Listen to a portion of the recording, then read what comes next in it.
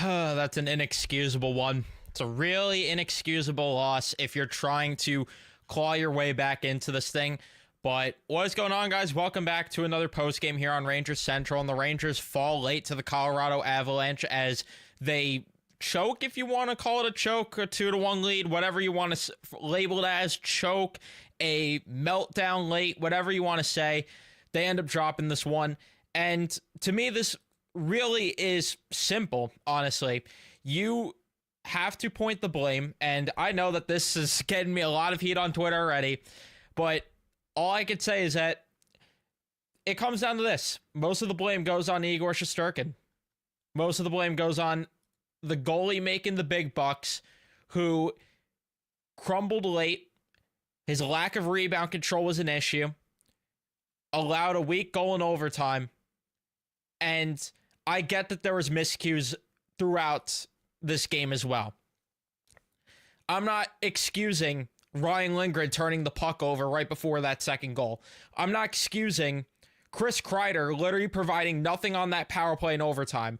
I'm not excusing Zibanejad not scoring on his breakaway. Vinny Trocheck not scoring on his opportunities. Lafreniere, who couldn't hit water if he fell out of a boat.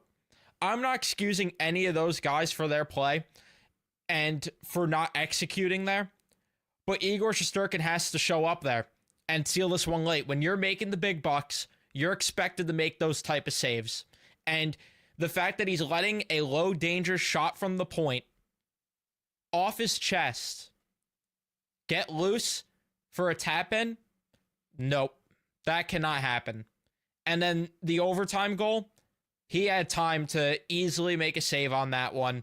And I get, again, Mika Zibanejad got beat behind the boards, but Igor has to execute there and he has to be better. But again, that does not excuse the fact that the top guys didn't show up today. Where was everyone? Why was the fourth line the only ones that showed up today? Lafreniere had multiple opportunities, couldn't hit the net. Or just missing easy tap-ins.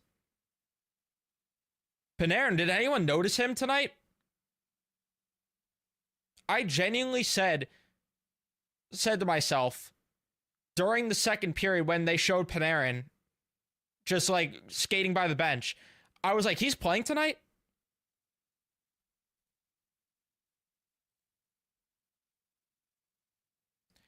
And then Trocheck has to bury an opportunity. Chris Kreider, welcome back to the lineup.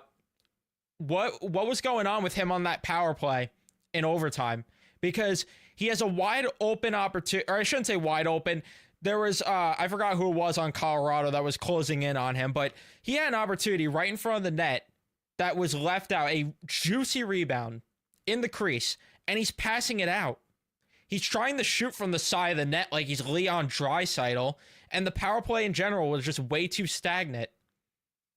And this is why Chris Kreider is not on the top unit right now.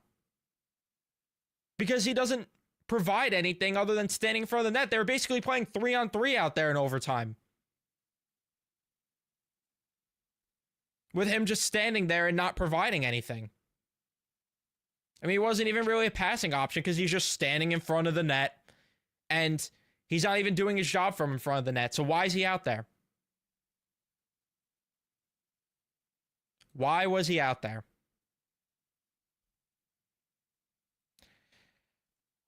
I don't know. I mean, this falls on a lot of shoulders. To me, I still think Igor's the one to blame the most, just because, again, you got to come up with the save there. You cannot leave. You have to have better rebound control. You can't let that go get loose in front of you on the Lehkonen goal. But there is so much you could look at and say, they lost the game here. They lost the game there. Because Mika Zibanejad, I mean, that line played solid for the most part, but when it was when he had to play timely hockey, he just didn't show up. And he folded in the moment, got beat on the boards by O'Connor. Couldn't get to Devon Toews there.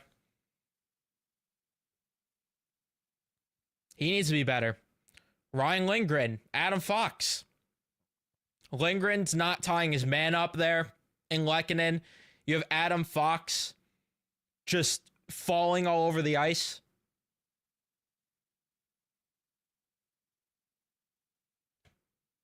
You just didn't get the necessary plays you needed to win this game. And that's what's unfortunate, because there was so much to take away from this game that was honestly solid. Honestly, there was a good amount of things in this game that I thought they did a good job in. Like that first period, I thought they were solid. Second period, they started to slip a bit, but third period, I thought they were playing good. I would have liked for them to get a little more chances, but I thought they played a little too conservative that third period. They were doing some of the things right that I want to see them do in a third period to shut a game down. Dump the puck in and forecheck, but some of that went away late, and they were just coughing up pucks in the neutral zone. Here comes Colorado, and they're hemming them into the Rangers' end the entire time, and then the Rangers continued the bend, and then they broke eventually. And it's annoying because your penalty kill was good today. Sam Carrick with that beautiful shorthanded goal, which I cannot believe the level of hockey he's playing right now. Adam Edstrom, beautiful from those two. Looking like the Shaq and Kobe of hockey out here, the two of them lately. But both of them, I mean, that fourth line in general played great.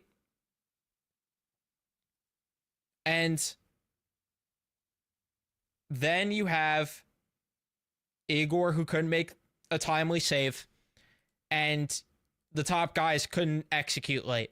I mean, it's just that simple. That's really the only reason they didn't win this game. There's no way around it. There's no other way to put it. It's just that simple, that the top guys did not execute the way they needed to. And they just got way too conservative in that third period, which I thought the first 10 minutes of the third, they were doing the things right that they needed to. But later on, it just got way too chaotic, and it got way too much. It just started to get to a point where Colorado was just getting way too much, and that couldn't happen there. And they were missing the net so much too at points in this game, Colorado.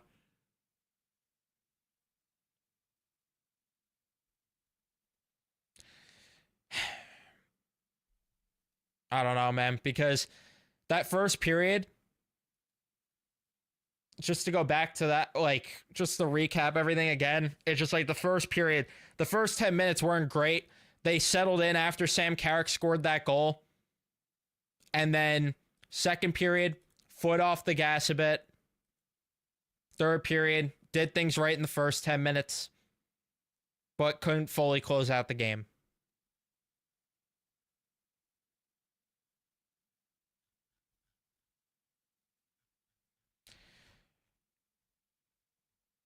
That's really all I got. I'll get to the chat, though. Leave a like if you haven't already. Subscribe. Turn on your notifications. All that stuff. I didn't think the first period was great. They were creating chances, but at the start, the game... Yeah, this is what I was basically saying, yeah. And they were struggling against their transition speed. Yeah, I agree with that. Last year, we saw this problem where they sat back late during the third period, and it bit them multiple times. This is exactly... It felt like a last year game, too, with how much it was putting me to sleep at points.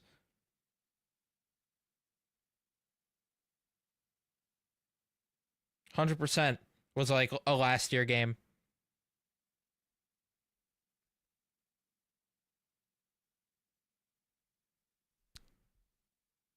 Very unfortunate.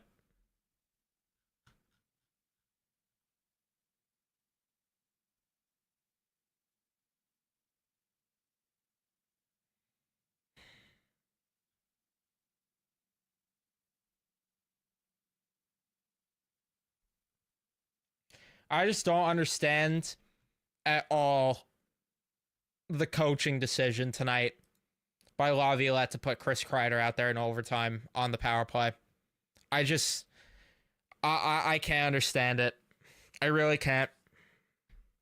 You don't have him on your top power play unit. Why is he out there on the power play in overtime?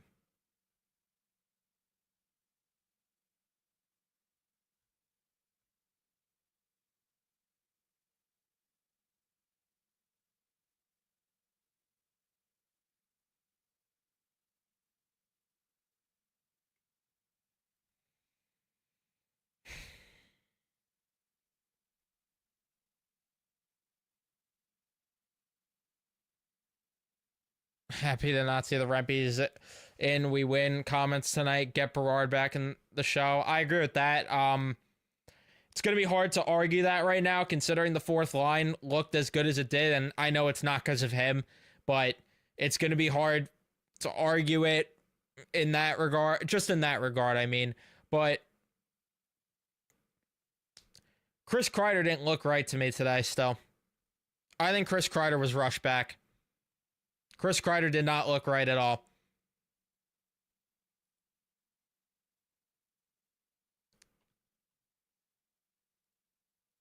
I mean, that Parker Kelly goal, he was just gliding on the play there. And then I was going to compliment him for his forecheck, and then he took a penalty in the same shift there, a lazy penalty nonetheless. Kreider's in and they lose.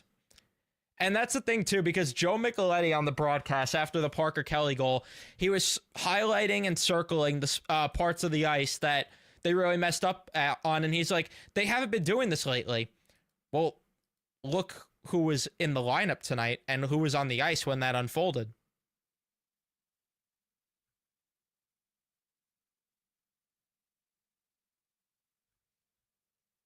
I think he was rushed back. He did not look right. I don't know. I don't know what it is that he was back in the lineup tonight for. I really don't get it. Really don't. And if he is healthy and that's what he's got, then that's an even bigger problem. It's a way bigger problem if he's like 100%. But to me, he looked, and I know that he's notorious for doing this at points, and I point it out all the time. That looked even worse today. I think that he was less than 75% today. The game has left him, or that. It could be that, but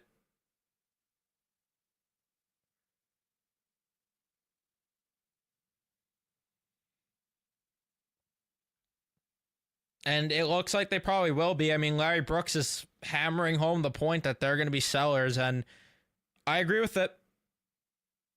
100% agree with it. Because it's nights like this where you see why you shouldn't buy with this group. And they have been playing better lately. I want to make that very clear. I'm not saying that they have not been better lately. But there's still so many cracks in the armor where if they were to buy at the deadline, it's just so much you'd have to address to where it's unrealistic to fill all your needs come the deadline and expect the team to hoist the cup in June.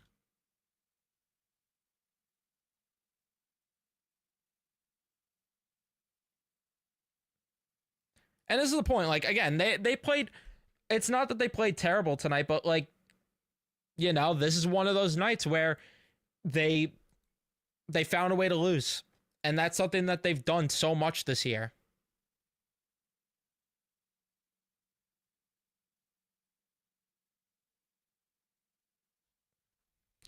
I want to check the standings all right now, just to get an idea of what that's looking like. Because, yeah, you get up to 43 now after tonight's overtime loss.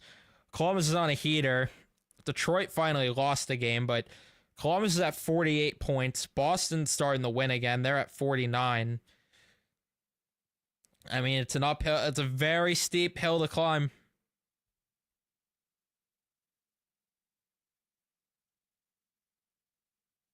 And I could get behind this, man. I can. 100% could get behind it.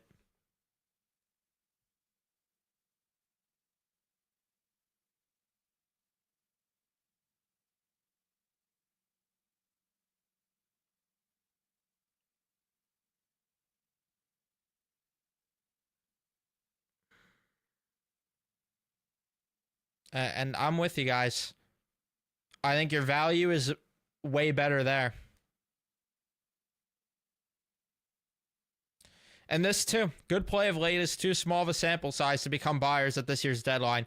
Get what you can for a few expendable pieces and see what happens next year. I agree.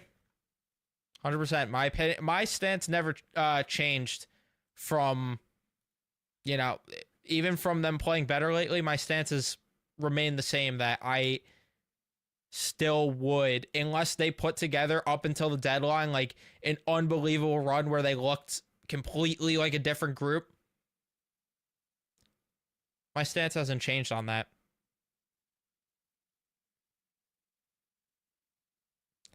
Oh my god, I was so annoyed. Just a complete rant on this. The amount of times that Joe Micheletti kept bringing up the altitude on the broadcast tonight. I'm like, dude, shut up. Take the altitude and shove it up your keister. Like, holy crap, I was so annoyed hearing about it every 2 seconds. I'm sorry, that's such like a random thing that pissed me off, but it just didn't stop the entire night, and it got to a point where it was driving me up the walls as I'm falling asleep watching this game and just hearing the altitude, you know, it's really affecting them, Sam.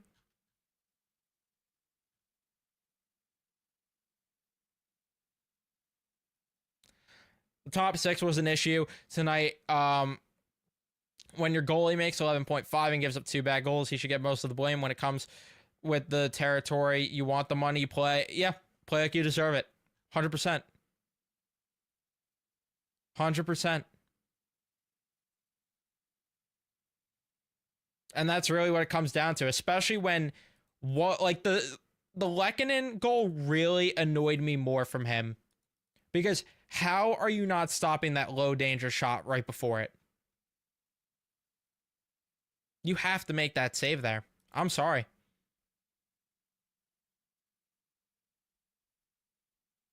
And I know, man. You don't gotta convince me. Believe me.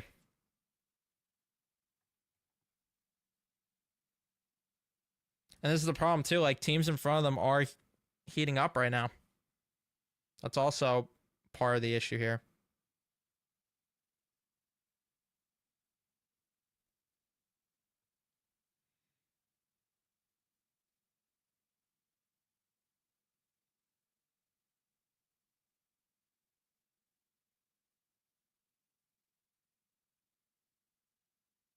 And yeah, Lafreniere has not been good. Lafreniere has not been good at all.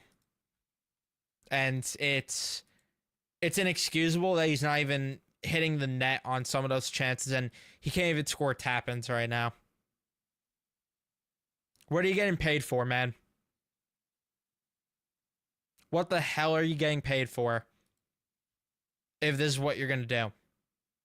I mean, if you look at his game log, outside of the Dallas game, 0, 0. Then you have the 2, 0, 0, 0, 0, 0, 0, 0, 0, 0, 0, 0, 0, 0, 1 goal, 0, 0, 0, 0, 0, 0, 0.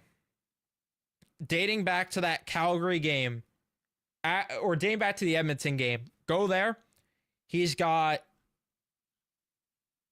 three goals, yeah. Since the Edmonton game on November 23rd. From then on, he has 3 goals since. He has 3 goals since November 23rd.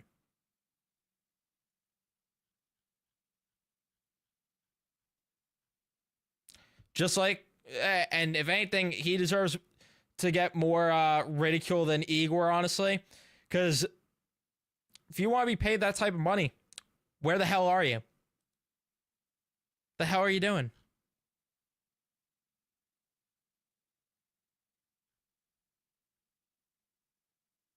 And this too, Lindgren's got to get the puck out there, man. Has to. 100%.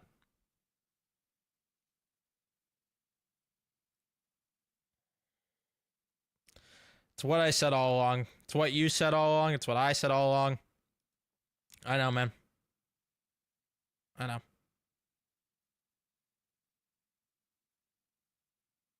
Then you don't gotta watch.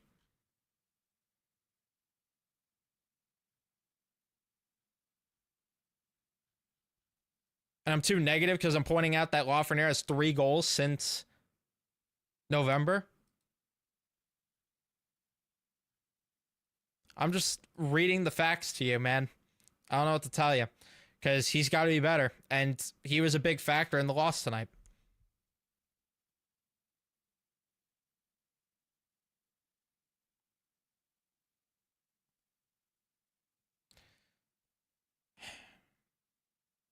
Just an infuriating one. Yeah, I mean, there's really just no way around it. He's not been good.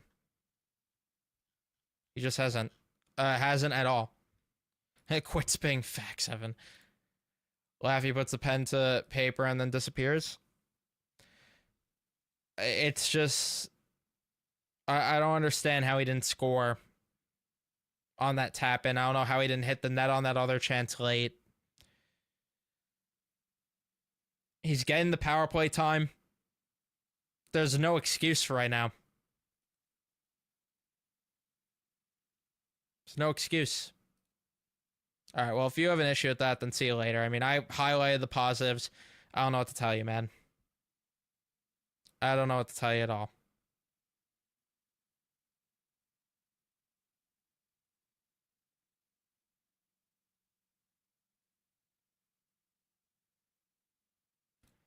They're not going to move Igor. They're not going to do it. What you're going to see this team do come the deadline, you're going to see them sell off the UFAs. They'll move Riley Smith. They'll move Will Borgen, even though I know he's becoming a fan favorite quickly. And I've actually liked the way he's played, but they'll move Will Borgen. They'll move Ryan Lindgren. See what they could get for Euro Vakanainen. VC, whatever they could get for him, even though he's not playing. And then maybe if Jonathan Quick wants to go to a winner and try to win before he retires, maybe you look at those guys as the ones that move. And the other thing they should do is utilize their cap space to be a third-party team in trades to get more draft capital. And then you'll see them try to turn things around next season. I mean, that's where they're at. It's just where they're at. And how they'll utilize the draft picks, I don't know. Maybe they'll weaponize them in trades. Maybe they'll use them at the draft itself. I don't know what they'll do in that regard, but it's the right decision to do. It's the right decision. Even though they've been playing better lately, it's the right decision. And that's what Larry Brooks is saying, by the way. Don't shoot the messenger here.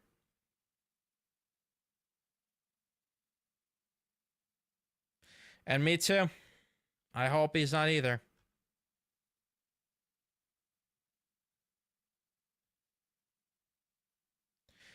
We got 300 of you, though, here. Please leave a like, by the way, if you haven't. Subscribe. I'm sorry to be that guy, but just want to remind everyone to do that because it helps out the channel a ton. Definitely does. So I'd appreciate all of that.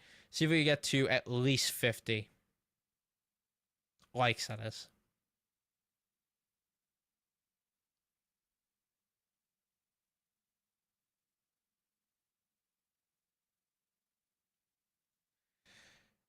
Yeah, but the problem is if you could get a second or more for Borgen, then you do it. I'm sorry, but you do it. You could try to get him again in the offseason.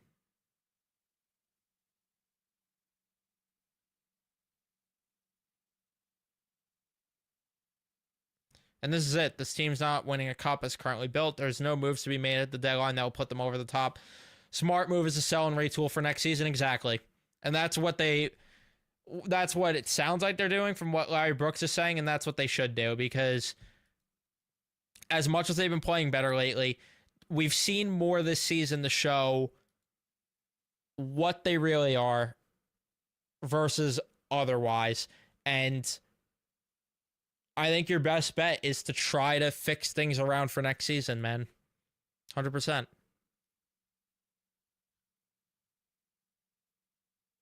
And this too, I'm fully in agreement on this, that you start playing the younger guys. I couldn't agree with that anymore. Play the young guys.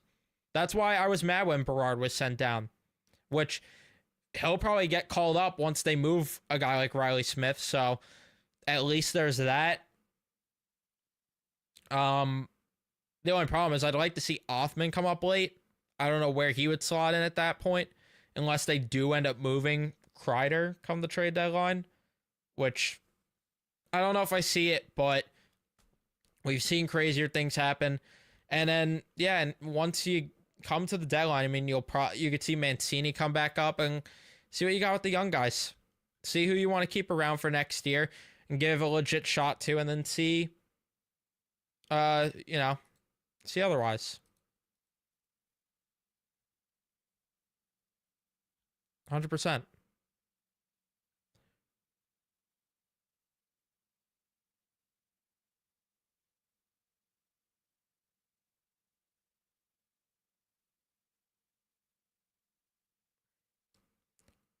What? What do you mean they've lost with the young guys? What are you talking about? Because Chris Kreider was out of the lineup and they were playing better with him out of the lineup. So I'm not sure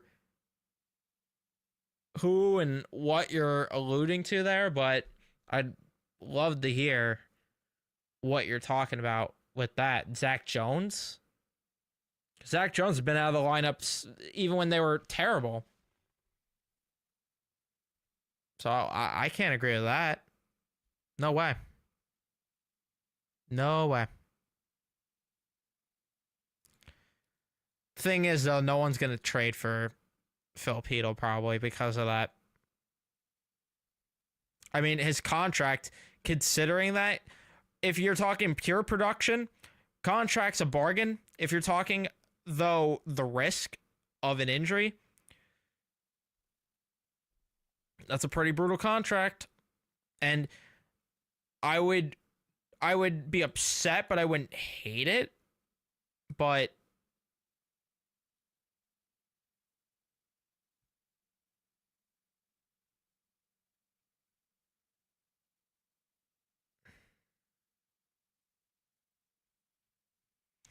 I see some of you guys trying to get me to do my Collinsworth voice. The cat. Move Mika for Mahomes. I see you guys talking about Collinsworth in the chat. You guys want me to do it? That's funny.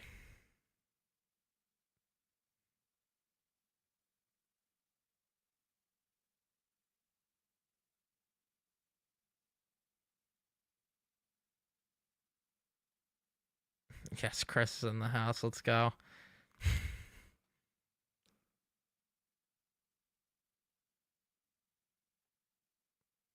I actually thought of a Chris Collinsworth line, funny enough, during the game.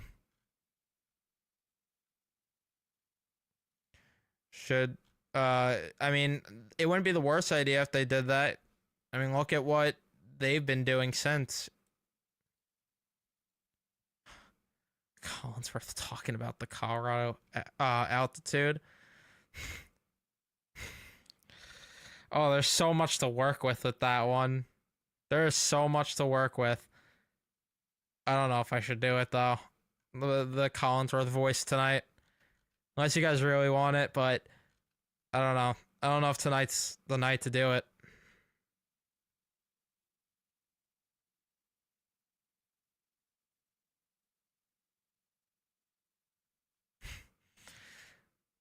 Yes. We got one yes.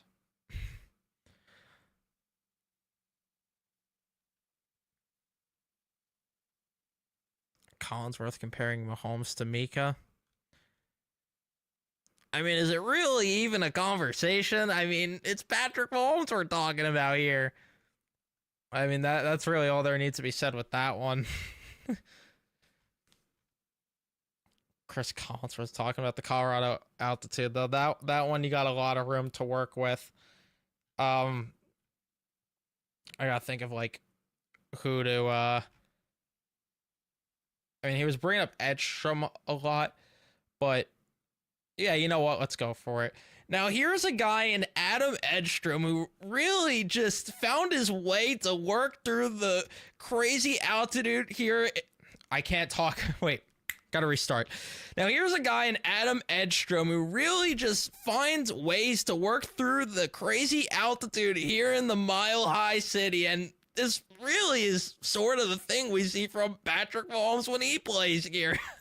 I mean, the way that he was able to split through the defender and create the rush, and man, that pass by Sam Carrick, maybe you flip the roles there, because Sam Carrick kind of looked like Patrick Mahomes, and then you have the big, strong hands of Travis Kelce, or in this case, it's Adam Edstrom. I don't know. I'm all over the place with that one. I'm all over the place.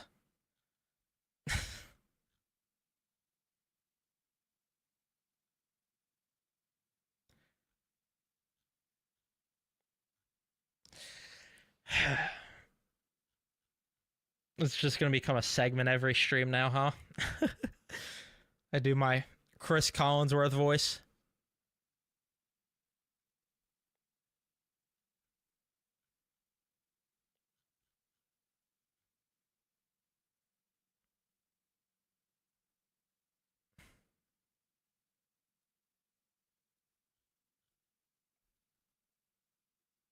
What about going after a guy like Paterka in the offseason, offer sheeting him? Is he eligible for an offer sheet already? Why is he not extended there? I mean, listen, if it's... The problem is Buffalo is probably going to have like unlimited cap space to match that deal. But I could tell you right now, if there's a world where that's not the case and the Rangers could get him through an offer sheet, fuck yeah, I'm doing that. Paterka's sick. He is so good. He would really be helpful for this team with what they need. And I know he's having a down year right now, but I'm risking that one. I'm taking a chance on that one.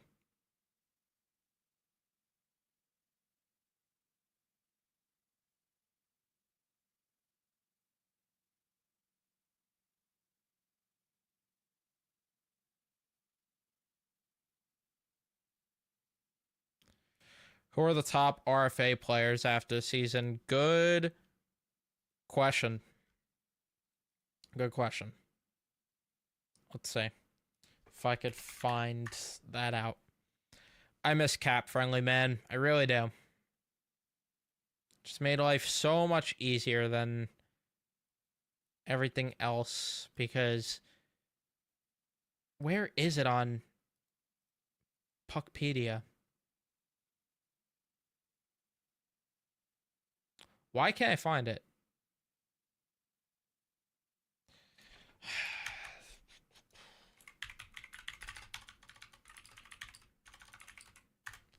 Let's try this instead. There we go. This works better.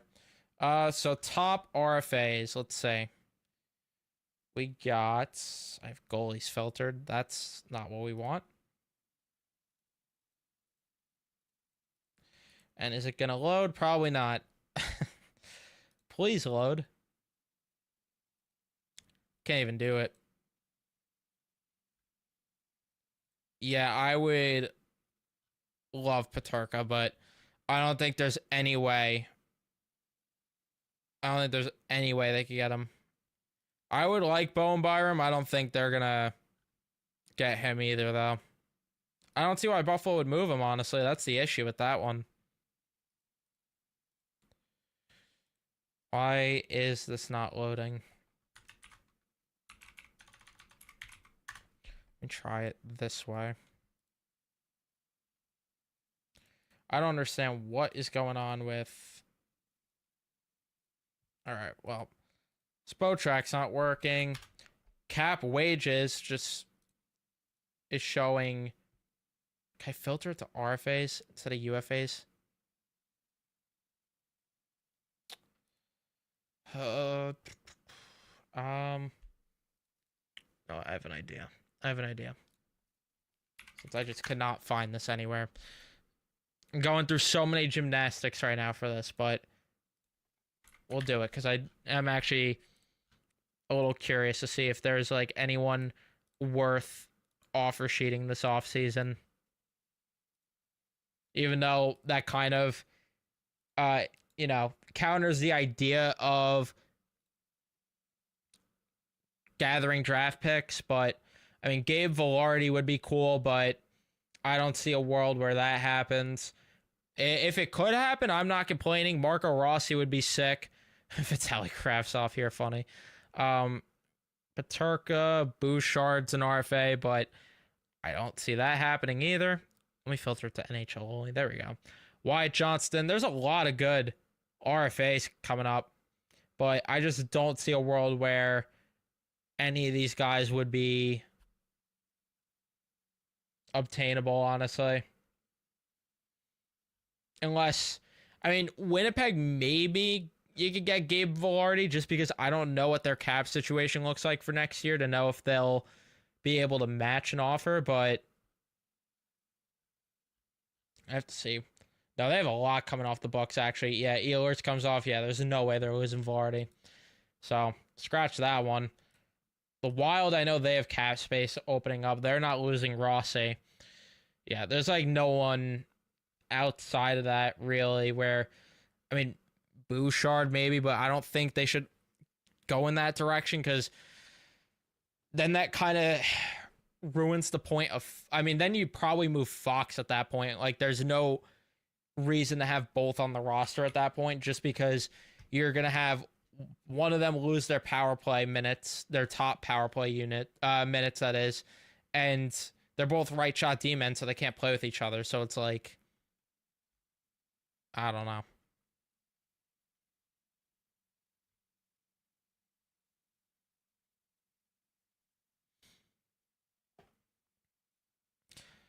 But it's late at night, so I am going to wrap this up here. I appreciate all of you guys that tuned in. Leave a like if you enjoyed, subscribe, turn on your notifications so you know when I upload or go live, and I'll see you guys in the next one.